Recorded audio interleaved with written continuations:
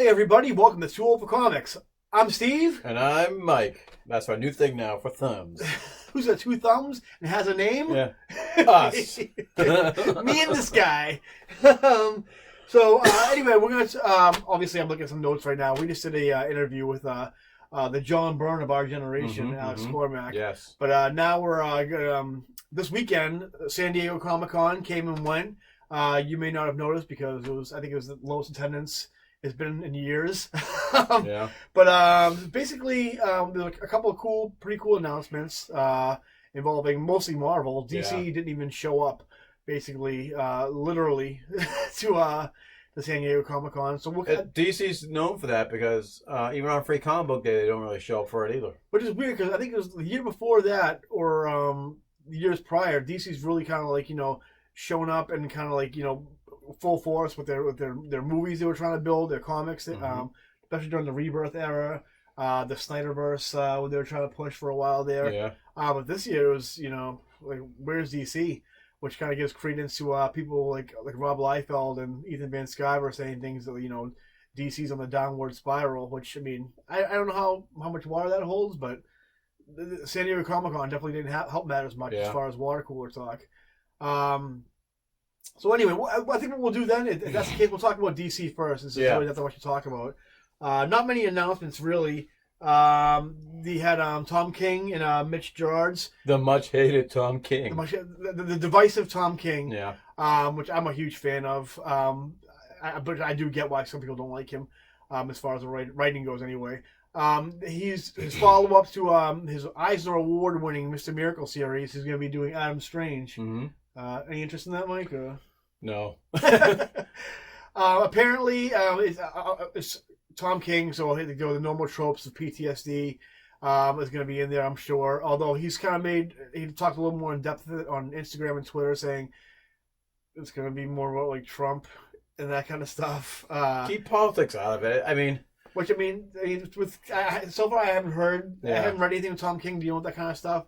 We're here for the book, not like politics. This is our escape. But I love his Batman. I think his Batman run is, and I'm not saying to be a troll, is legit one of my favorite Batman runs in a long, long time. It's back to basics Batman, right? Back to him not being... Not even so much back to basics, but it's really stripping away at Batman and dealing with Batman's trauma, why he is Batman in a way that, like, people have kind of touched on, someone like Grant Morrison or whoever, but really, like, it's hard. We'll do a video on Tom King's Batman. I definitely want to do it on his complete run. He's going to be finishing up pretty soon, but it's really kind of like peeling away at the layers of Batman and why he is Batman, or if he even should be Batman in ways I don't think a writer has done. It's probably most of the hate's also coming from him. It's not the Snyder Batman where it's the metal Batman, people love God Batman, which is good in his own right. But sometimes, I mean, there's so many like explosion, like punchy, like fight comics. Like sometimes I like a little more of the psychological, like For me, DC Snyder have made Batman completely unreadable for me. Yeah. I hate how they made Batman. I don't care if they made him younger, that whole storyline, but like, making him that he can defeat every hero in the DC universe. It's come on. You can't 100% blame Scott Snyder because that whole trope was kind of started by Grant Morrison, but Snyder definitely took it to an 11 during his run. But I mean, I think he took his love of Batman too far, way too far. There's so many different variations of Batman that whatever. There's something for everybody. So I mean, especially enough of the death threats to Tom King. Knock it up, guys. Yeah. But anyway, he's doing an Adam Strange series with his collaborator for Mr. Miracle. Loved Mr. Miracle. I heard good things about that book. I'll read this. I'll read this for sure. He's got my money. So the very same people threatening him and bashing him are the ones that probably love that book. Yeah. The other thing was Brian Bendis also is going to be. He's already announced before Comic-Con that he's going to be launching a Legion of Superheroes. Kind of giving reason to why he aged up Jonathan Kent, which I'm still not a fan of. I don't see why you had to do that. But Jim Lee's going to be doing the first issue, I guess. Okay, yeah. It's the announcement. That's it, the first issue, then he's done. What else? Dan Diodito. They're going to be doing a actual DC timeline. A lot of complaints, and we've mentioned in other videos that DC really has no continuity at all. It's kind of like picking and choosing things they want in there. And if you question things like, well, how did this happen if New 52 and they're like, whatever, just choose what you want. I guess they're kind They of haven't had fucking continuity since the 80s, for Christ's yeah, sakes. and then Rebirth. As much as I enjoyed Rebirth, that kind of even more muddled things. Mm-hmm. But I guess they're working on a blueprint for an actual timeline. There's the other big. Well, that whole thing. shitty doomsday clock thing they're doing is supposed to be the reason behind the whole New 52. Which apparently. Jeff Johns, I mean, like I don't know what's going. Is Jeff Johns alive or is he in good health? All his comics are ridiculously late. Mm-hmm. Shazam just got pushed back 9 weeks. Which I mean, they need to get some fill-in writers, or get him out the books. They should do what they did with Dan. Dan Slott was the same predicament with the Fantastic Four and Iron Man, running late because he does the old Marvel way of writing, where he does the plot, then lets the artist draw, then he writes the scripts. But he's getting behind. So basically, they just had him do the plots for his books and have Jim Zub script over his plots. But I think that's the way to go for Jeff Johns. Because I mean, I don't think anybody's like I don't think Jeff Johns is like this big like iconic like wordsmith as far as like dialogue goes or anything.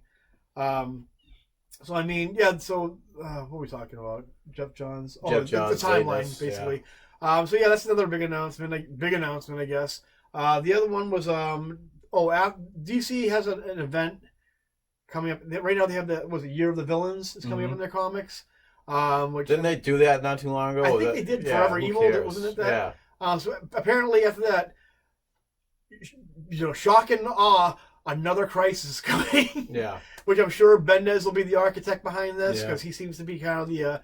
I think they paid a lot of money for him, so I think they want to get their money's worth out of him. Kind of how we're on the talk of crisis and Bendis. I will say that Bendis' Young Justice has been phenomenal. I feel like I'm reading his work of like Daredevil. Or New Avengers or Ultimate Spider-Man, top notch. I think Young Justice is the most enjoyable out of his books. I think as far as his impact on DC, they did not get what they were expecting. His Superman books are unreadable. What else is he writing? That Batman Walmart special you said. That one I thought was gonna be good, but it ended up being a little too Bendis tropey. That the Pearl book is. I'm excited if he might do Batman Beyond. I know we talked about that. We'll see. Post somebody on Instagram about Batman Beyond. But I mean, DC needs to make some real big moves as far as their comics go. So I mean, they cut back. I think like 20% of their line. I mean, I don't know. They got to make some big shakeups or else. I mean, I hate to say, the Doomsday Sayers are right, but it doesn't look like DC's in a good place right now. And the comic book industry, the way it is nowadays, I mean, even I'm starting to get to the point where I'm like, all right, I'm obviously gonna keep. I mean, look at my shirt. I'm gonna keep collecting the Amazing books. Because I want to have a complete run as much as I can until I'm dead. But what else can they do to get me? Well, here's the thing. In the books. One of the other announcements they did was they did a half-baked Harley Quinn animated series trailer, which I mean, where she's kissing Poison Ivy or something. Which is like fine, that. but first of all, like who cares? Like it's like this DC another show on their DC Universe app that I don't know one person who is subscribed to that.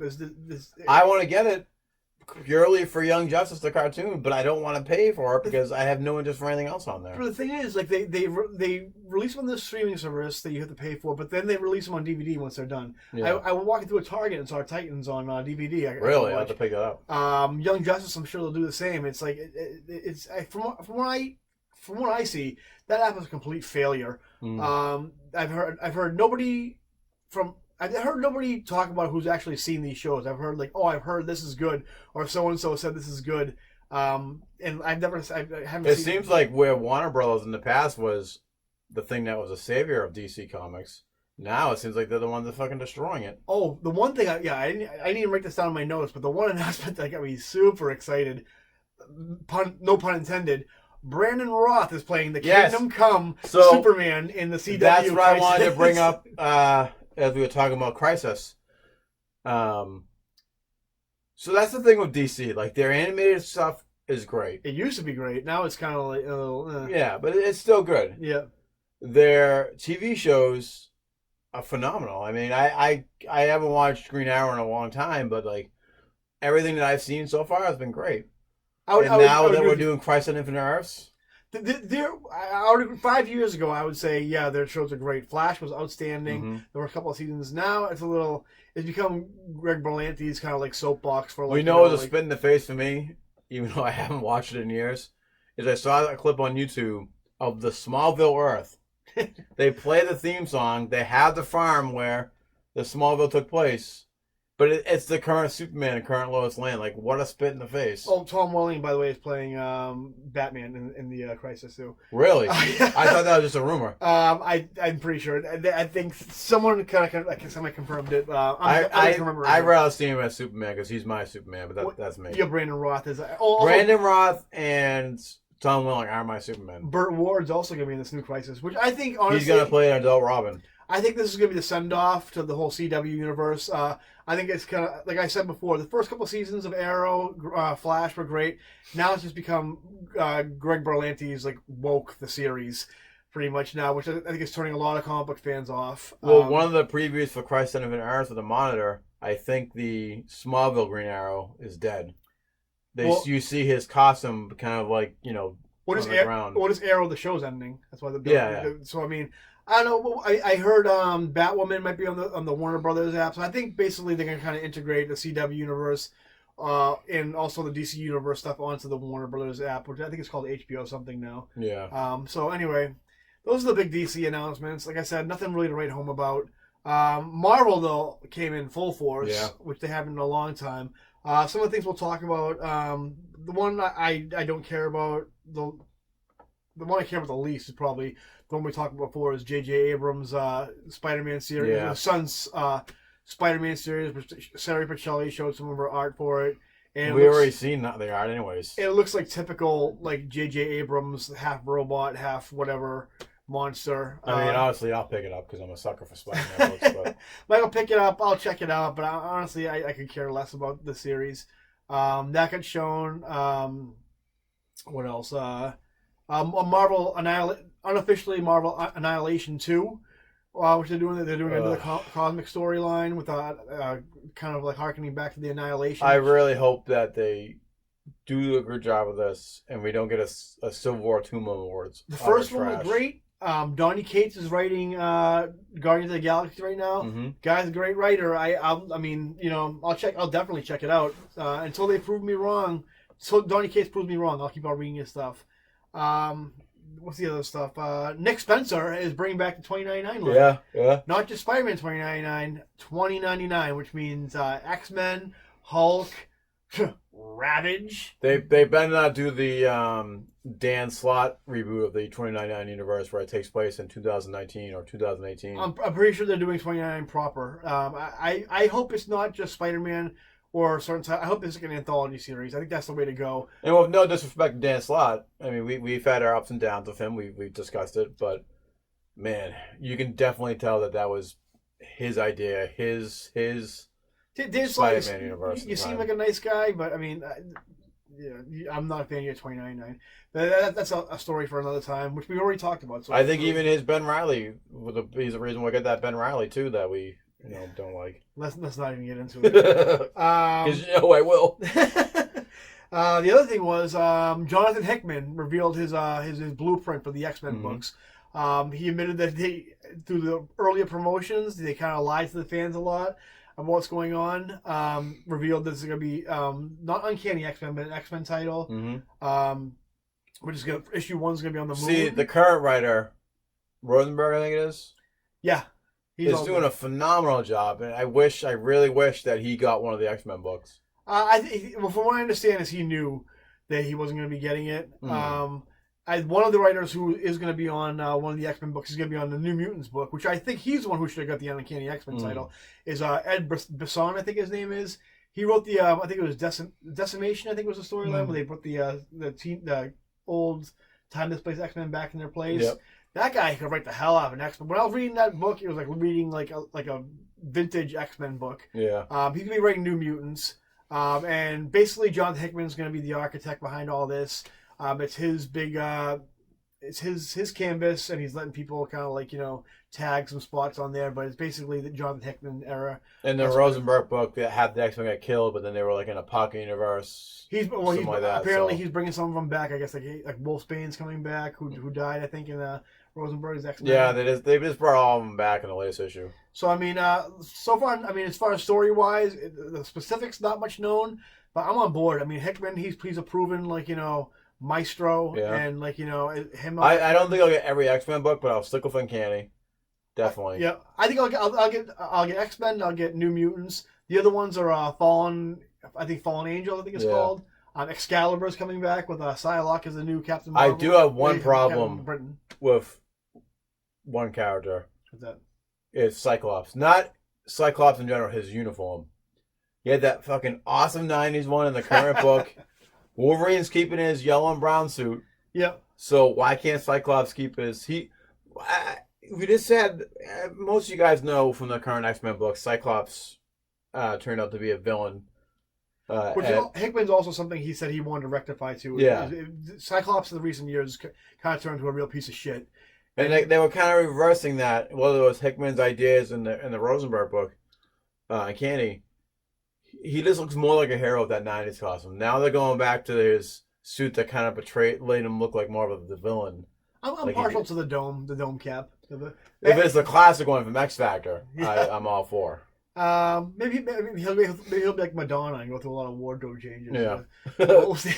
Cyclops meets Madonna. That's a book I can get behind. So as far 80s, 90s Madonna, not the role that we have now.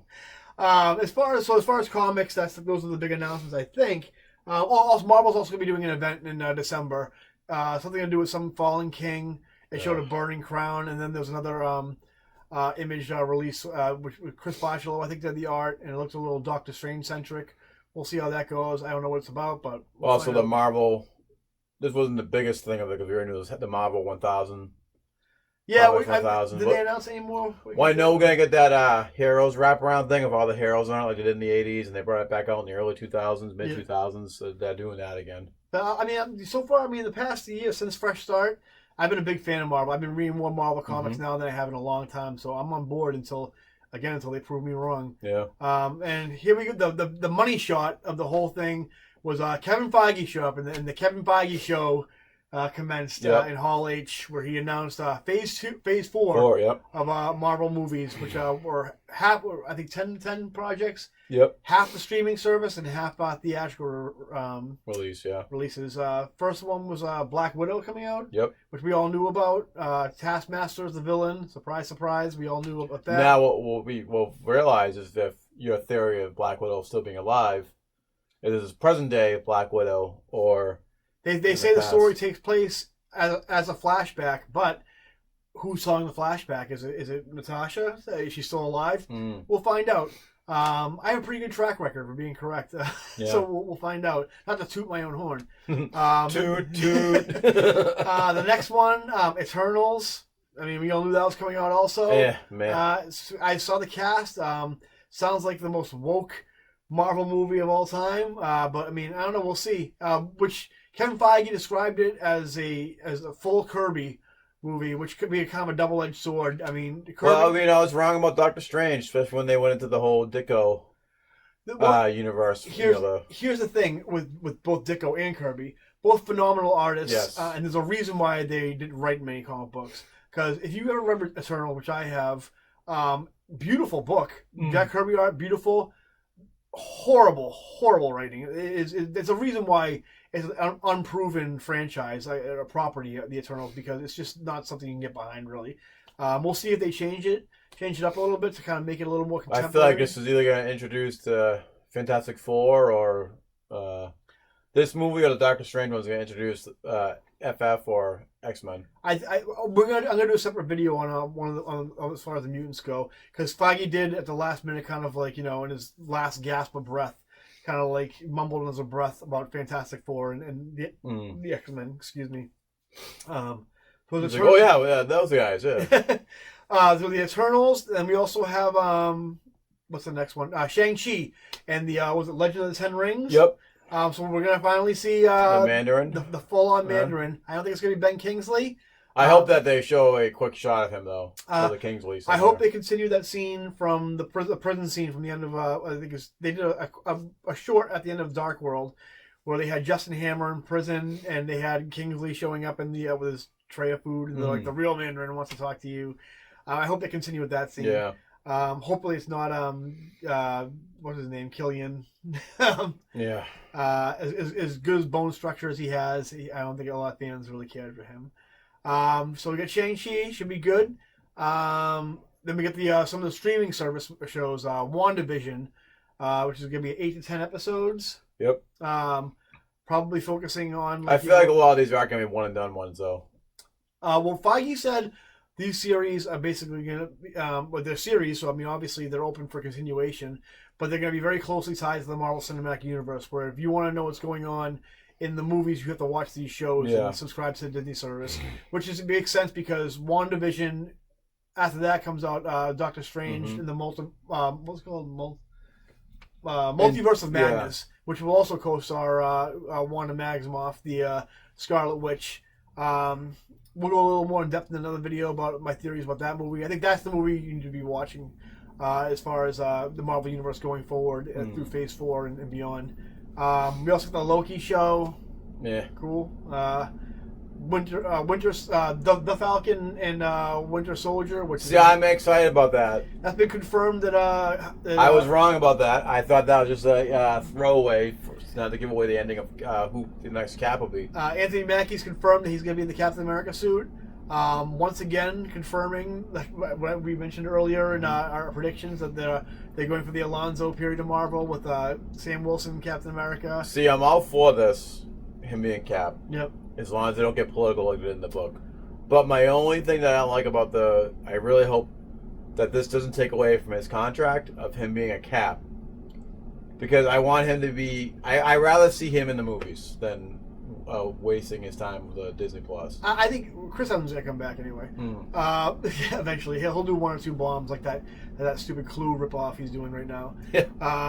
And then he'll come because it's gonna bomb because he seems like he's a prick in it. He already did it once. He did. Yeah. And he's Cap. He wanted to leave after the Age of Ultron as the Captain America role. They did that Snowpiercer movie, and no one watched that. And he's like, maybe I should do 4 more Marvel movies. After that, we mentioned Loki, and then Thor. Was there anything before that? Oh yeah, Thor, Love and Thunder. Yeah. Which is going to be starring the Jane Foster. I don't know if he's starring, but it's going to include the Jane Foster Thor from the Jason Aaron run. Which I mean, that sounds cool to me. I like Natalie Portman. Trust me. I mean, I told my wife like if I get one pass, it's Natalie Portman. I don't blame him. They talked her back into coming back, even though she said she wanted nothing more to do with the Marvel movies. Her movies must have flopped, that's why. But once again, they didn't want that Marvel Studios cheddar. So yeah, Valkyrie's back in it. Yep. She's going to be leading Asgard. She's in charge of it. Yep. Chris Hemsworth, I'm sure, is going to be in it. He was at Hall H, I think, with Natalie Portman holding up the hammer. Because they didn't mention the sequels. He did. There are the Captain Marvel 2, Black Panther 2, Guardians of the Galaxy 2 is all out there, but it wasn't really part of Phase 4. But the Thor 4 is the first. Usually it's like a trilogy of movies for these characters, like Iron Man and Captain America. Thor's gonna be the first one to get his 4th movie. That's true. Yeah, of all of them. Yeah. Yeah. So I mean, I don't know. My only fear is I really like the Jane Foster Thor storyline in the comics. I don't think they're going to do it right in the movies. Because Manor is destroyed. Manor is destroyed. I know we butchered that too, but we know. You do have that 5-year gap between the snap and current day Marvel in the universe. So Jane Foster could contract cancer between that time. But the thing is, I don't. Taika Waititi. Apparently, a lot of people think he's a great director. I guess no one's seen The Fifth Element or Hitchhiker's Guide to the Galaxy, so they think he's a revolutionary director. They also think that about Snyder too, and he's fucking the hack. So I don't know. We'll see how it goes.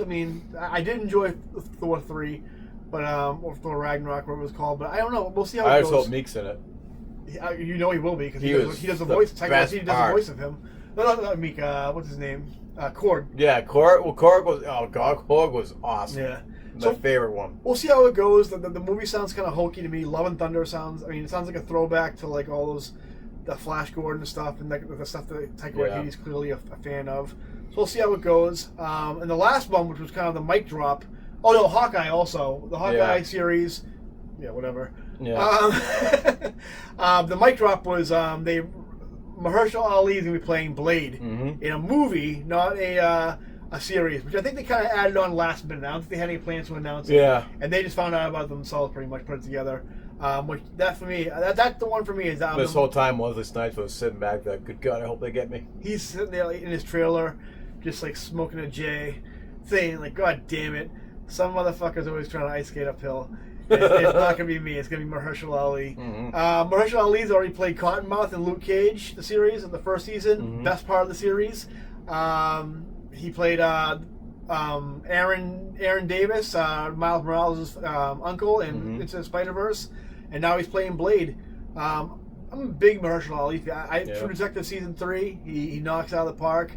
I'm really a big fan of his. I haven't seen Green Book, whatever it is, but yeah, I mean, he's another Oscar-winning actor joining the Marvel Well, universe. he's worthy of it.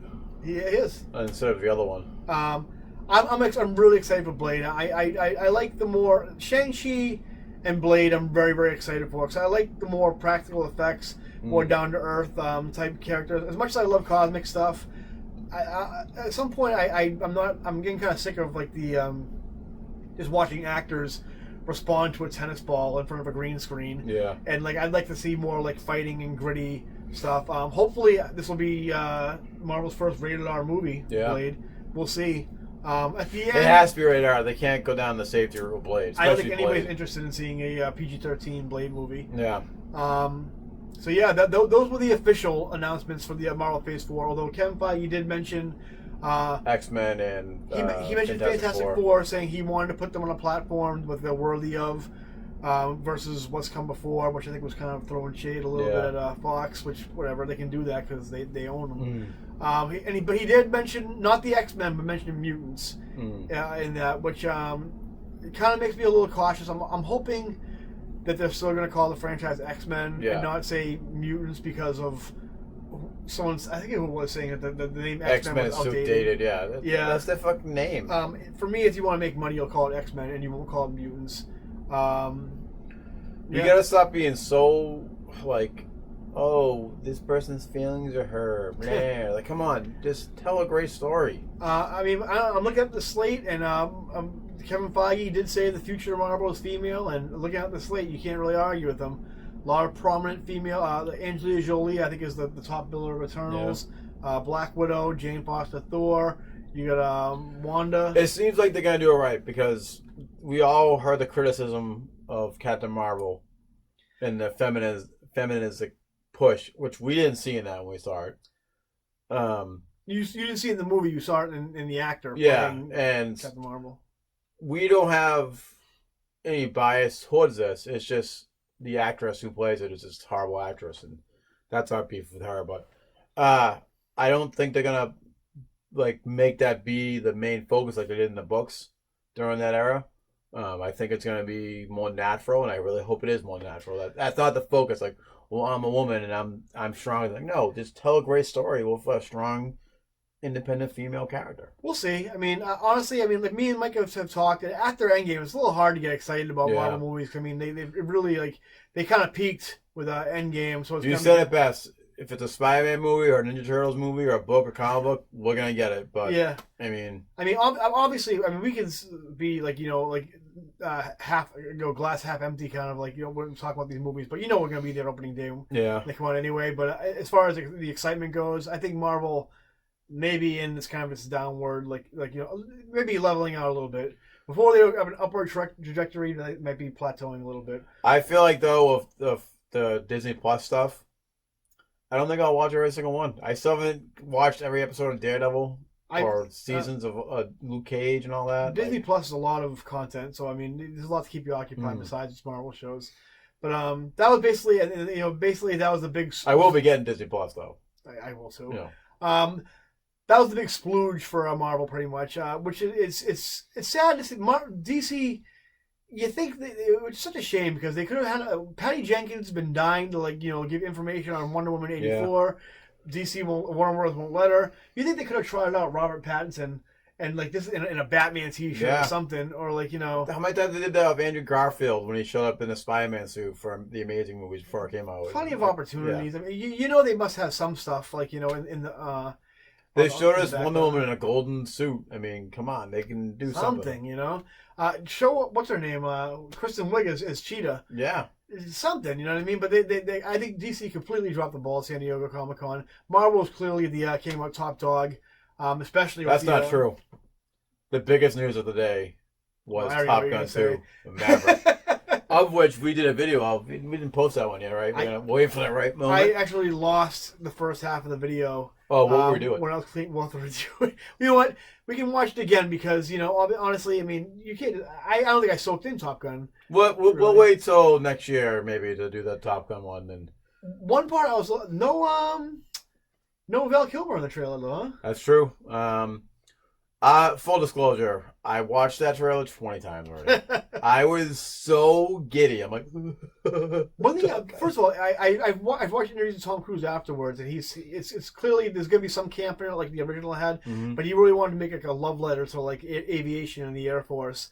Another cool thing was seeing Tom Cruise is actually aging a little bit now. Yes. Because as soon as I saw him, I'm like, oh, this guy. It looks like he's aging more in his movies than he is in real life, though. It had to happen sometime. Well, he broke up with Katie Holmes, so he doesn't have any no sustenance. Like he's a vampire. I watched his Conan O'Brien interviewed him. Because Conan O'Brien now does Comic-Con. Conan O'Brien is... I've been listening to his podcast, and what a treasure Conan O'Brien is. He is hilarious. We were rewatching The Simpsons, and everything that I know that he's the producer of those first 4 seasons, fucking top notch. He also did, speaking of Tom Cruise interview, he did an episode, a little skit, where he just drives around with Tom Cruise, and Tom Cruise is like, oh, are we going to do karaoke or whatever? He's like, no, we're just going to drive around. And it's literally just him and Tom Cruise is trying to engage him, and Conan O'Brien's like, listen, I'm trying to concentrate on the road here.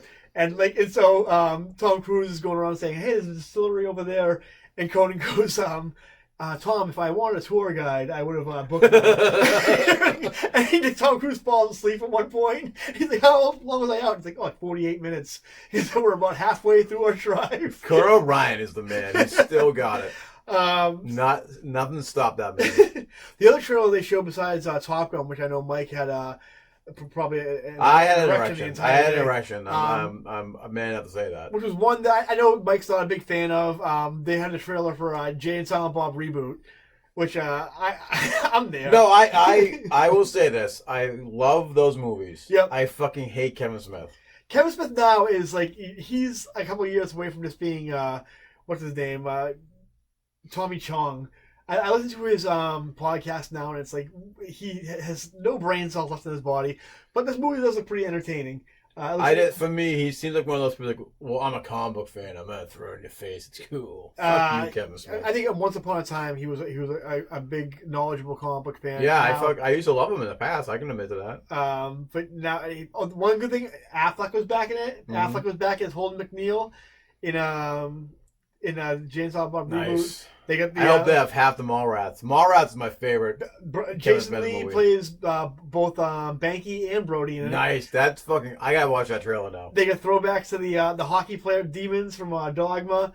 Yeah, I'm there. I'll be there for that too. I fucking love Kevin. He said at the end of the trailer, he goes, "Oh, here we are, refugees from the '90s. I myself am a refugee from the '90s, so I'll definitely be there." I think that's why we like Captain Marvel so much, and why I like Bumblebee so much, because it's '80s and '90s. So can't wait to see that. I didn't know what the story was exactly going into it, but then once I saw the trailer, they're not rebooting Jay and Silent Bob. You know the movie they did in Jay and Silent Bob Strike Back, where they made the Bluntman and Chronic movie? Yeah. They're rebooting Bluntman and Chronic the movie, and they're going back to stop that movie. Who's Bluntman? It was supposed to be James Van Der Beek and Jason Biggs, who they make cameos in it too, but the movie being rebooted. I think who's playing Chronic is Jason Mewes' character. And the person they recasted, they gender swapped it as the girl who plays Supergirl is playing Chronic. I don't know who's playing Bluntman, but yeah, some old man. I can't think of not old man, but like clearly one of the actors we grew up on. I can't think of his name. I'm on board though. Yeah, it looks good to me. Kevin Smith needs this because his last couple of movies, Yoga Hosers and Tusk, they were hard to get through. So yeah, I mean, that was San Diego Comic-Con in a nutshell. I'd love to hear your comments. If there's anything we missed, what are your theories on some of the Marvel Universe movies going forward? I know we got a few. Other than that, that's going to be it for this. Wrapping up San Diego Comic-Con weekend. I'm so tired too from all this news from Comic-Con. All this news, all this heat. We had a sweltering hot weekend. Yeah. Bleh. I took 2 naps. I usually don't. Yeah. So speaking of which, we get back to bed. Both of us together. In the same bed. Head to toe. Yes. High five. Head to toe, guys. Relax. Yeah. Okay. Yeah. So that's gonna do it for us. Well, head to toe naked. That's right. The French would call that a 69. So, like and subscribe, guys. We'll see you next time. See you later. Bye-bye. I just want people to like me.